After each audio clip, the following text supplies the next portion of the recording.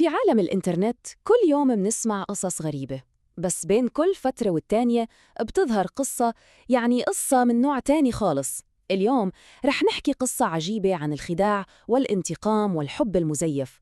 قصة بدأت بطلب صداقة عادي جدا على فيسبوك، لكنها انتهت بطريقة ما ممكن تخطر على بال أي أحد. نعم، بالضبط زي ما سمعتوا. هذه كانت الجملة الأولى اللي بدأت فيها الحكاية كلها. جملة واحدة بس كانت كفيلة إنها تفتح أبواب جهنم، أو يمكن أبواب الانتقام، وتدخلنا في قلب أغرب موقف ممكن نتخيله. طيب، خلونا نرجع للبداية، الفصل الأول في قصتنا، واللي هو طلب الصداقة الغريب هذا.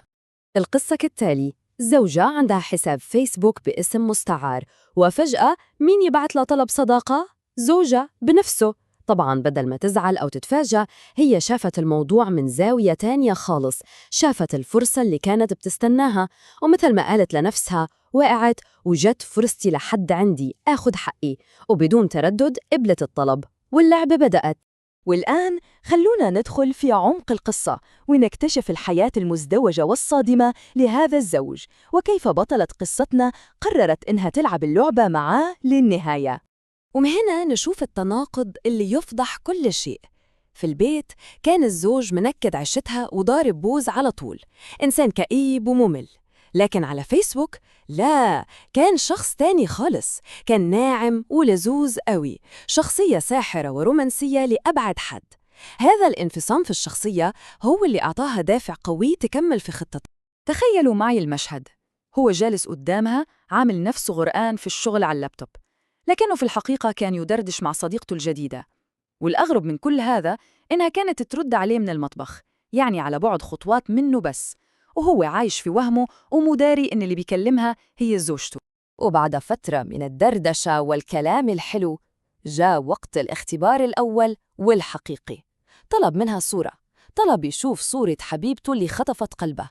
يا ترى شو كان تصرفه في هذا الموقف الصعب؟ هنا بيبان الذكاء. تصرفت ببرود أعصاب ودخلت على الإنترنت، وبكل بساطة بحثت عن صورة عارضة أزياء جميلة جداً وأرسلتها له. هي كانت عارفة إن زوجها، مع إنها هي نفسها جميلة بشهادة الكل، لكن عنده نقطة ضعف تجاه المظاهر الخداعة. وردة فعله كانت بالضبط مثل ما توقعت.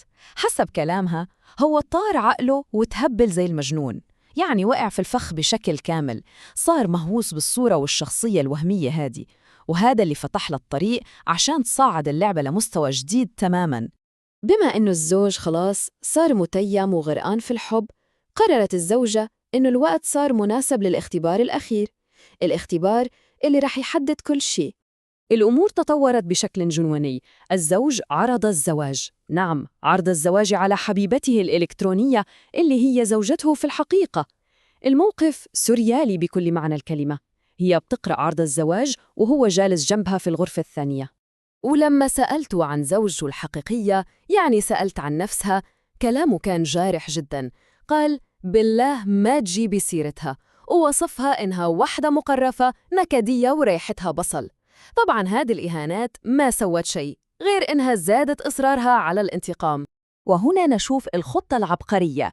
كشرط للموافقة على الزواج طلبت منه طقم ذهب غالي جداً، ولما قال ما معه فلوس أقنعته إنه يستلف المبلغ من مدخراتها هي، وفعلاً أخذ الفلوس واشترى الذهب.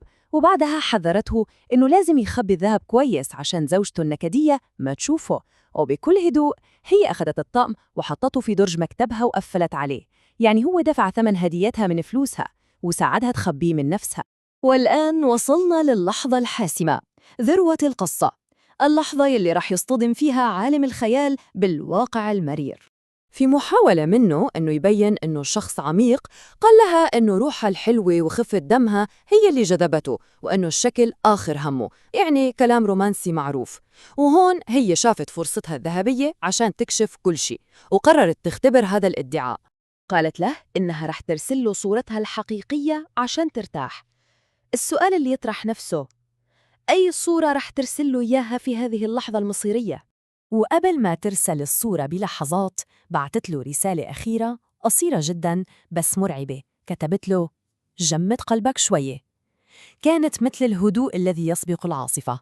وبعدها جت الضربة القاضية، أرسلت له صورة أمه، نعم صورة والدته. تخيلوا الصدمة، هو كان يتغزل ويطلب الزواج من صورة أمه.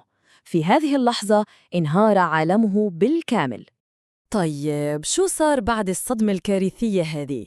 خلونا نشوف العواقب اللي دفعها والغنيمة اللي حصلت عليها. ما أعطته وقت حتى يستوعب.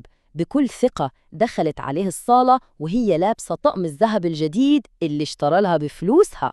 كانت هذه لحظة المواجهة النهائية ولحظة انتصارها الكامل. العواقب الصحية عليه كانت وخيمة. في نفس الليلة جاته غيبوبة سكر ودخل العناية المركزة، وبعد أسبوع صحي من الغيبوبة، لكنه كان فاقد القدرة على الكلام. الصدمة كانت أكبر من أن جسمه يقدر يتحملها. طيب، وبالنسبة لها الغنيمة كانت طقم ذهب ما كانت تحلم فيه. لكن الجزء المدهش في القصة هو تعليقها الأخير، لما قالت إنها عاشت معه أجمل شهرين في حياتها. ليش؟ لأن شخصيته الإلكترونية كرجل غريب كانت رومانسية ورائعة معها لأبعد الحدود. وختمت قصتها بجملة فيها سخرية مريرة: ود جزاء اللي يمشي ورا هواه، يلا الله يرحمه بقى. جملة تلخص مصيره كله وتنهي القصة بطريقة مستحيل أحد ينساها. القصة الغريبة هذه بتخلينا نفكر في سؤال مهم جداً. في عالم الأقنعة الرقمية اللي كلنا عايشين فيه، إلى أي درجة ممكن نعرف فعلاً الشخص اللي جالس معانا في نفس البيت؟